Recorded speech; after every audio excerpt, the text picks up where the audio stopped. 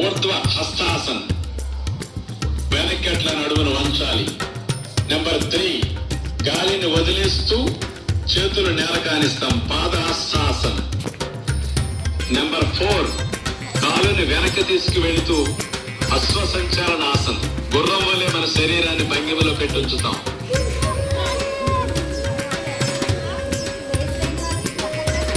Number 5, పర్వతాసన్.